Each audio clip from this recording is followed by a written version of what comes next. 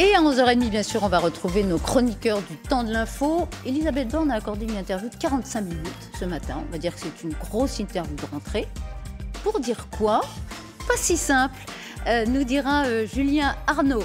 Mais d'abord, tout est Paul avec Paul Larutourou. Bonjour Paul. Bonjour Elisabeth. Hier, nouvelle marche pour le climat. Exactement. Paris, peut-être dans toute la France, je ne sais pas. En tout cas, principalement à Paris, oui, tout à fait. Et les jeunes manifestants ont une nouvelle cible, oui. Les panneaux publicitaires. Exactement. Avant de recevoir mon invité Camille Etienne et de vous montrer ce saccage des pubs dans tout Paris hier, quelques mots de contextualisation. On se souvient évidemment des grandes marches pour le climat en France en 2019. C'était avant le Covid. Des grandes manifs organisées par Youth for Climate, pardon pour l'accent, l'une des organisations nées dans la foulée de la grève scolaire entamée en 2018 par la jeune suédoise, la fameuse Greta Thunberg. Hier, la marche parisienne a beaucoup moins mobilisé. Quelques centaines de jeunes, mais ce qui est intéressant, ce qui est notable, c'est la radicalisation aujourd'hui du mouvement. Ce week-end, le terminal d'affaires des jets privés du Bourget, là on voit vendredi par des militants d'Extinction Rebellion, et par attaque, Youth for Climate a également manifesté contre Total Energy à Lyon samedi. Attaque a bloqué samedi pendant 1 heure l'accès au yacht du célèbre quai des milliardaires à Antibes. Et donc hier, vous le disiez, hier à Paris, la marche partait du Panthéon, elle prenait la direction du ministère de l'économie à Bercy. Elle a regroupé quelques centaines de très jeunes gens, des lycéens, des étudiants, principalement des mineurs. Mot d'ordre, exiger un changement de société, exiger de nos politiques une réduction drastique de la publicité en Ile-de-France. On va commencer par les slogans, notant cette référence cinématographique, portrait de la jeunesse en feu, on le voit là, portrait de la jeunesse en feu. Il y a aussi une grande banderole que j'aimerais qu'on aperçoive. 2018-2022, on agrandit notre colère aussi. J'ai besoin d'une copine chaude, pas d'une planète chaude. Fin du monde, fin du mois, même combat. Nique pas ta mère, The Snow Must Go On. Non aux légumes qui voyagent plus que moi. J'ai aussi beaucoup aimé Bac plus 3 degrés, 0 débouché. Ou la terre est plus chaude que Shakira. Voilà, maintenant que le contexte est posé, on va voir avec Julien Colombel, cette jeune femme. Il est tombé sur une étudiante de Sciences Po avec une banderole en dédicace au PSG.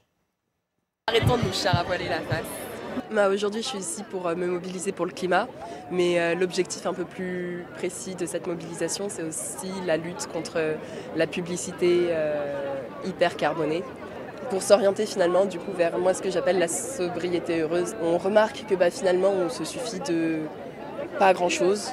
Je suis sûre que la colère elle est de plus en plus grande parce que c'est sûr que quand on voit les jets privés ou des richissimes qui éclatent de rire quand on leur propose de prendre le train, c'est sûr qu'on sent qu'on ne vit pas dans la même réalité. L'été a rappelé ça à tout le monde, que pour beaucoup de monde ça a été aussi une prise de conscience. Après, est-ce que ça va donner un élan concrètement tout de suite? Je ne sais pas, mais je suis sûre que ça fait grandir une colère et qu'un jour ça va exploser. Ça fait un bout de temps qu'on est au courant de la crise écologique, de ces enjeux, et pourtant les acteurs économiques et politiques n'en font toujours rien. Donc il est important de se mobiliser pour faire pression sur eux, parce qu'ils n'ont pas l'air de vouloir faire grand-chose tout seuls. Récemment, la Cour de cassation a confirmé que la désobéissance civile était un moyen d'expression tout à fait légitime, et nous c'est ce qu'on défend aussi à Youth for Climate, que les mobilisations c'est très utile pour politiser, pour faire connaître les sujets, mais après pour obtenir des victoires politiques, la désobéissance civile est indispensable. J'ai jamais été pour la violence, mais il arrive à un certain stade de désespoir où la violence, malheureusement, reste peut-être le moyen d'être vue. J'ai bientôt 20 ans, donc je n'ai pas vécu ce que les adultes ont vécu, mais là, ça serait bien que tout le monde s'y mette, parce que c'est plus possible. Donc si vous voulez toujours manger demain, bougez-vous, tous. Vous voulez toujours manger demain, bougez-vous. Témoignage aussi recueilli par Alexandra Guillet et Pascal Montagne, que je remercie. Ces jeunes considèrent donc que nos politiques ne font rien, donc ils passent à l'action, une action illégale, une action de saccage de toutes les publicités qui étaient sur le chemin du convoi entre le Panthéon et Bercy. Là, je vais ouvrir le panneau, je vais enlever les disjoncteurs pour qu'il n'y ait pas de lumière la nuit. On va aller gentiment. Alors c'est juste là. Juste ça, voilà. C'est branché, du coup cette nuit il n'y aura pas de lumière. On veut plus de pubs dans nos villes. On pense que ça brise les imaginaires, que ça pollue énormément. La consommation d'électricité, quand on nous parle d'abondance, en fait on trouve que c'est irresponsable de laisser des pubs en permanence.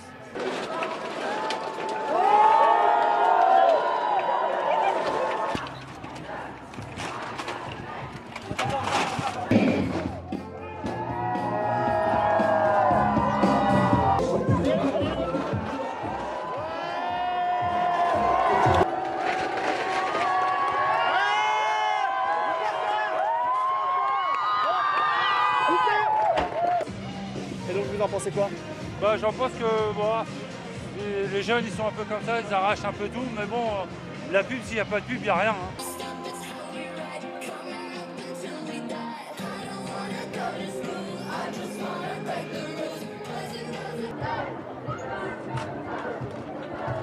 Les risques pour l'antipub sont assez gros. C'est 5 ans de prison et 4 500 € d'amende. Donc on assume nos actes devant la police, on reste non violent. S'ils demandent nos papiers, on présentera nos papiers.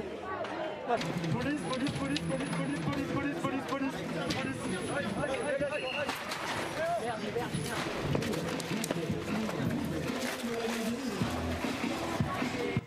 Et oui, ils courent vite. Hein. Ouais. Ceux qui sont évidemment floutés, c'est ceux qui sont mineurs. Exactement. Et aussi parce qu'ils commettent. qu'on a vu, eux, il n'y avait pas de problème. Exactement. Et aussi parce qu'ils commettent un acte illégal, donc on les a évidemment floutés. Ce qui est intéressant, c'est qu'on vous a marqué sur l'écran ces écolos qui débranchent les pubs lumineuses. Donc il y a un côté écolo parce qu'ils consomment, mais il y a aussi un côté tout simplement anti-pub. Je rappelle, comme le disait si bien cette jeune femme, que pour vandalisme, il risque quand même 5 ans de prison et jusqu'à 75 000 € d'amende. Merci Paul. Et l'invité maintenant, notre invitée, c'est la militante écologiste Camille Etienne. Soyez la bienvenue. Attention à la marche. Oui. Bonjour Camille. Asseyez-vous. Vous êtes en face de Paul. Paul, c'est à vous. Bonjour à vous. Bonjour, merci. Merci Elisabeth, bienvenue Camille Etienne. Avant de vous présenter, je vais vous proposer de réagir aux images que vous venez de voir. C'est de la désobéissance civile, c'est aussi du vandalisme. Comment on place le curseur quand on est une militante politique comme vous? Déjà, moi j'étais pas là, mais je voulais leur dire merci et bravo pour leur courage. Et rappeler quand même que ce qu'on peut appeler de la violence, là, débrancher, ouvrir un panneau lumineux avec une clé à vélo, c'est pas extrêmement violent. Par contre, devoir choisir cet hiver entre se nourrir ou se chauffer, c'est une autre forme de violence. Donc il est là le curseur pour moi. Il faut quand même rappeler que la publicité, c'est 31 milliards d'euros par an, c'est 2% du PIB français. C'est-à-dire qu'il y a vraiment des gens dans des agences qui vont passer des heures et beaucoup d'argent pour décider de nous créer des désirs. Donc quand on est dans le métro là et qu'on n'a pas envie le matin d'aller au boulot et qu'on voit des pubs, il y en a une là en venant qui était vous êtes à quelques centaines d'euros de vous envoler sur une île, je sais pas, paradisiaque. En fait, on va créer des désirs. Et donc c'est d'autant plus violent quand on demande par ailleurs une sobriété et qu'on a des formes d'informations contradictoires. Donc c'est absolument politique et il y a la publicité, mais il y a aussi, comme il le rappelait, en fait, la publicité lumineuse. Il faut savoir qu'un panneau, c'est à lui seul la consommation d'un ménage, d'un point de vue d'énergie. Donc même dans ce temps de la sobriété et de la fin de l'abondance, il s'agirait vraiment que le gouvernement prenne une loi pour dire, voilà, on arrête, cet hiver, on arrête les panneaux et la publicité lumineuse. C'est très simple pour eux de prendre cette décision. Mais qu'est-ce que vous répondez à ce monsieur dans ce petit reportage, de ce monsieur qui dit, mais sans la pub, il n'y a plus rien. Après tout, la pub, c'est légal aussi. Il peut y avoir de l'art, il peut y avoir des arbres, il peut y avoir des gens lever la tête de nos écrans et rencontrer les gens autour de nous. Il y a plein de choses et c'est précisément parce qu'il y a la pub qu'on ne voit plus tout ça. Avant d'en dire plus sur vous, j'aimerais qu'on réagisse tout de suite à la Première ministre. Vous le disiez, Elisabeth, qui a parlé longuement pendant 45 minutes ce matin. Elle n'a pas, a priori, à moins que ça m'ait échappé, annoncé grand-chose. Elle a dit que le gouvernement irait au bout de la réforme des retraites avec un possible 49.3. Vous avez 24 ans. Vous y pensez, vous, à la retraite ? Je pense qu'il faut y penser parce que c'est très important de politiser le temps long. Et que c'est précisément parce qu'on n'est plus capable de le faire, qu'on est dans cette espèce de dictature de l'urgence, et les médias y jouent pour beaucoup aussi, qu'on n'a pas cette capacité à se projeter dans ce qui va arriver. Donc moi, la retraite de mes parents, de mes grands-parents, c'est moi qui vais la payer aujourd'hui, de la même manière que eux, ils m'ont éduquée, ils m'ont payé mes études. Donc c'est là où en fait on a une forme de devoir quant à ce qui va se passer après. Ça c'est très important. Il faut faire attention avec cette réforme des retraites. Aujourd'hui aussi, toute cette épargne, elle va être gérée par des grands fonds comme notamment Amundi, qui sont les premiers financiers des énergies fossiles. Donc il va là devoir se poser la question aussi de quel est le rôle de ces retraites dans la crise climatique. Donc vous y pensez ? J'y pense. Dans ce contexte de sobriété énergétique, la Première ministre en profite aussi pour parler du chauffage à Matignon. On va l'écouter ensemble. Elisabeth Borne, vous avez allumé le chauffage à Matignon ? Pas encore. Pas encore. Donc aujourd'hui, il fera 15. Au plus fort de la journée à Paris, il fera 15 et vous n'avez pas allumé le chauffage. Alors cet été, nous ne mettions pas la climatisation et on va être effectivement attentif à ne pas chauffer trop tôt. Ensuite, on appliquera la règle qui s'applique depuis les années 70, d'avoir un chauffage à 19 degrés. Est-ce qu'on est sur une prise de conscience des politiques pour vous ou pas ? Alors, on rappelle quand même qu'il y avait il y a quelques semaines encore des SUV qui tournaient en boucle pendant les réunions. En fait, On parlait de cette image dans la cour du Conseil des ministres. Absolument, pendant le cours du Conseil des ministres, on a aussi un de nos ministres qui est allé voter en jet. Jean C'est Castex. très important le symbole. C'est vraiment très important le symbole en politique parce que c'est précisément, on ne peut pas se permettre d'être dans une incohérence totale quand par ailleurs on demande à des Français pour qui c'est déjà difficile d'être en sobriété, on leur demande de tous de baisser d'1 degré le chauffage, mais ce que je disais c'est que c'est pas pareil pour tout le monde de baisser d'1 degré le chauffage. C'est-à-dire qu'il faudrait, nous la sobriété qu'on propose, c'est que tout le monde puisse se chauffer à 20 degrés, qui est une température à peu près qui nous permet d'être confortable et en même temps de respecter les accords de Paris, de faire des réelles économies d'énergie, mais que tout le monde ait ce droit aujourd'hui de chauffer à 20 degrés. Et c'est pas le cas pour plein de personnes qui vivent dans des passoires énergétiques parce que le gouvernement a complètement délaissé cette question de la rénovation thermique et n'a pas mis l'argent nécessaire sur la table. Vous vous êtes fait connaître avec cette vidéo au printemps 2020. Il va falloir se bouger, sortir dans les rues, pancarte à la main, mettre les mains dans la terre et la terre dans nos programmes scolaires, descendre des avions et se réconcilier avec le Luberon. Il va nous falloir être une génération intranquille, consciente et indignée. On sait déjà que ce ne sera pas facile et qu'on n'est même pas sûr de gagner. Mais franchement, est-ce que ça vaudrait pas le coup d'essayer? On n'a plus le temps de ne pas y croire. Réveillons-nous. Qui ne vous regardent pas encore, qui ne nous connaissent pas encore, vous avez également provoqué les rires. Les gens se sont moqués de vous au MEDEF quand vous avez dit qu'il fallait moins travailler. Oui. L'entreprise d'aujourd'hui, pour moi, elle est fatiguée, comme la démocratie d'aujourd'hui, la politique d'aujourd'hui. Et il faut qu'on ose un petit peu réinventer tout ça. Peut-être ça voudrait dire travailler moins, avec un peu plus de sens. À vous de voir. Alors, vous êtes ici quand même à la REF du MEDEF. Donc la question de travailler moins, à mon avis, n'est pas totalement d'actualité. Donc j'aimerais quand même... Vous avez monté les marches à Cannes avec Cyril Dion, vous êtes porte-parole du mouvement des youtubeurs On est prêt. Vous êtes prêt à quoi exactement? Ce qui est intéressant dans votre parcours, c'est que vous dites que vous voulez réinventer le présent et raconter des nouvelles histoires. Quelles histoires et pourquoi faire? Maintenant, je suis avant l'orage. Voilà, petite mise à jour, j'en profite d'être sur votre plateau. Un collectif qu'on a monté aussi et qui utilise le beau et l'art.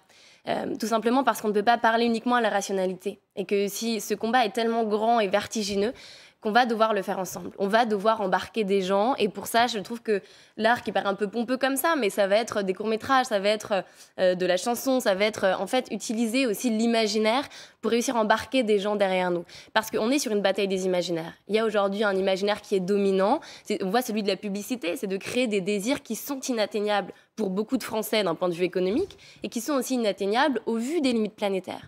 Donc comment est-ce qu'on crée un autre désir? Comment est-ce que cette sobriété, on se rend compte qu'en fait, ça peut être un demain qui soit beaucoup plus beau pour plein de gens. Et j'en suis persuadée. Donc c'est ce qu'on essaie de faire. Vous venez de Savoie, votre père était guide de montagne. Quand vous êtes arrivé à Sciences Po, vous êtes diplômé de Sciences Po et de philosophie à la Sorbonne, vous avez remarqué que la plupart des personnes qui se disaient écologistes ne savaient pas faire pousser par exemple une carotte. Vous avez pris cet exemple. Pour vous, est-ce que le vrai sujet, c'est notre déconnexion collective, nous des citadins, avec la Terre? Bien sûr, et ça c'est un vrai sujet politique, c'est-à-dire comment est-ce qu'on repermet d'avoir des endroits où on est capable de retrouver ce lien avec ce qui nous nourrit. Sans les agriculteurs, 3 fois par jour, on ne peut pas se nourrir. C'est le métier, pour moi, le plus important et le plus beau du monde. C'est-à-dire qu'on ne pourrait pas être là, dans nos habits, sur un plateau télé, à débattre du monde et des grands sujets. Sans agriculteurs... Pardon. Comment? Non, je vous en prie. Pardon, sans agriculteurs, on n'arriverait pas, en fait, à gérer tout ça. Et donc, c'est très important pour moi de recréer ce lien-là. Et aujourd'hui, on rappelle quand même qu'il y a un agriculteur sur 3 qui gagne moins de 350 € par mois. Donc, c'est vraiment fondamental de retrouver cette question.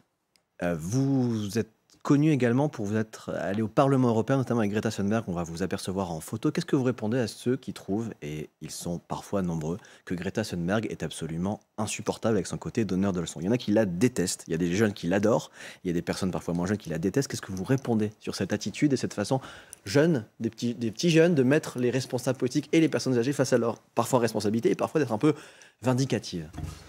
Je crois que toute nouvelle idée, elle est d'abord ignorée, puis moquée, puis combattue, et enfin acceptée comme ayant toujours existé. Donc le fait qu'on fasse réagir très fortement comme ça des gens qu'on bouscule dans leur siège bien confortable, c'est précisément parce qu'on les menace, parce qu'on fait peur et qu'on remet en cause des choses qui sont établies depuis assez longtemps et qui arrangent un certain nombre de personnes. Donc je la trouve extrêmement sincère et je la sais extrêmement sincère. Et ces jeunes-là qui peuvent être énervés et en colère, c'est une colère qui est légitime, qui est juste. Maintenant, la question, c'est comment est-ce qu'on la transforme pour qu'il y ait des lois concrètes dans les institutions, pour qu'il y ait les moyens financiers sur la table, pour qu'on puisse opérer cette transition le plus rapidement possible. En fait, c'est une colère qui est pour moi très transformatrice. Et il faut qu'on soit capable d'en faire quelque chose. Et là, c'est la responsabilité des gens qui sont dans le pouvoir. Donc quand on a, et j'aimerais bien rappeler ça, on a à peu près souvent 2 réactions typiques de la part des personnes de la génération d'avant moi. C'est soit bravo, merci, heureusement que vous êtes là, ma génération s'est foutue, désolée, mais alors vous allez changer le monde. Mais en fait, on n'a pas ce luxe d'attendre, nous, d'être dans ces instances de pouvoir. Donc c'est vraiment une main tendue qu'on fait à la génération d'avant de dire venez avec nous. Et la deuxième réaction, c'est précisément celle-ci, une réaction un peu de mais qui êtes-vous, du haut de vos 24 ans, pour me donner des leçons sur l'économie mondiale. En fait, il faut savoir qu'on s'appuie, on n'invente rien, on s'inscrit dans une histoire, on s'appuie sur des travaux scientifiques très sérieux de plein de personnes autour du monde qui disent que ce modèle-là, aujourd'hui, il est fatigué, tout simplement parce qu'il menace les conditions de vie sur Terre. C'est quand même une bonne raison d'en changer, non? Qu'est-ce que vous diriez à Nicolas Vanier, qu'on a reçu il y a quelques temps sur ce plateau, qui connaît extrêmement bien la nature, qui vient d'écrire un livre d'ailleurs qui alerte sur l'environnement et qui dit moi, la radicalité de certains écolos des villes qui ne connaissent pas la nature, qui par exemple sont hostiles à la chasse, je ne le partage pas. Ok, boomer, vous dites? Non, je lui dis, invitez-les. Venez invitez-les à faire un affût avec eux. Qu'est-ce que vous dites à Nicolas Vanier qui dit les gens? Nicolas Vanier d'inviter ces gens-là qui le critiquent à passer du temps dans la nature. Et je suis persuadée que, vous savez, je crois beaucoup dans le pouvoir du débat. Est-ce que vous entendez ce qu'il dit ou pas du tout? Vous dites, lui, il est à côté de la plaque. J'entends ce qu'il dit. J'entends ce qu'il dit. Et donc, ce que je lui dis, c'est qu'il faut qu'on recrée ce lien entre ces gens qui ne sont pas d'accord. C'est là qu'on va sauver vraiment la démocratie. C'est d'être capable de retrouver ce débat entre gens qui ne se parlent plus. Donc, Nicolas, je l'invite vraiment très sincèrement à inviter ce qu'il appelle... On va faire un débat avec tous les deux. Et qu'il vienne. Je pense qu'on serait d'accord sur plus de sujets que vous ne pensez. Ah non, j'ai un peu près du même milieu que lui.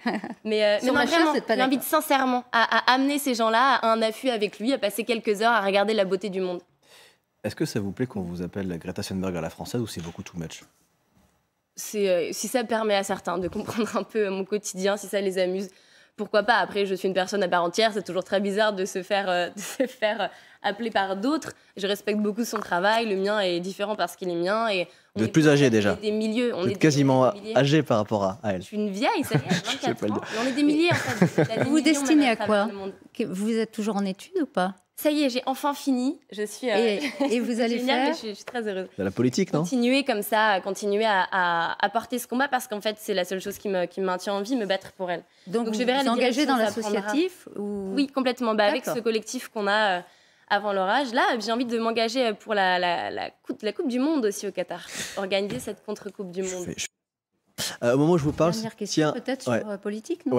Au moment en fait, il est 11h17 et 45 secondes en direct sur LCI. Au moment où je vous parle, se tient à l'Élysée un conseil des ministres qui examine un projet de loi sur l'accélération de la production d'énergie renouvelable. Emmanuel Macron a visité la semaine dernière une plateforme d'éoliennes offshore à Saint-Nazaire. Vous avez manifesté contre Emmanuel Macron. Est-ce qu'il n'y a pas quand même un début d'accélération politique qui dépasse le président français par ailleurs, mais est-ce qu'il n'y a pas quand même une prise de conscience? Ils ne font pas rien quand même. Tant mieux, elle est absolument nécessaire, ils sont très en retard. La Commission européenne, pas plus tard qu'en septembre 2022, a rappelé la France qui était le seul pays en retard par rapport au déploiement des énergies renouvelables. Il faut vraiment y aller très très vite. Par ailleurs, pour finir, on a réouvert une centrale à charbon et on a autorisé l'importation de gaz de schiste, qui est le gaz le plus polluant qui est possible. Donc en fait, le gouvernement n'a pas une sobriété pour moi qui est celle qu'on devrait défendre, c'est-à-dire consommer moins, produire moins, organiser, planifier cette sobriété collective. En une phrase vraiment, parce qu'on n'a plus le temps, votre réaction par rapport à cette démission de Julien Bayou qui va convoquer une conférence de presse à 16h pour annoncer les raisons de son départ. Qu'est-ce que vous en pensez? Il démissionne des Verts. Oui. Elle est nécessaire. Elle est nécessaire. Merci beaucoup, Camille Etienne, d'avoir été ce matin. Beaucoup vous auront découvert et vous auront entendu, je n'en doute pas. Merci à vous. Dans un instant, les chroniqueurs sur le temps de l'info. Bonne journée. Merci à vous. Merci, Camille Etienne.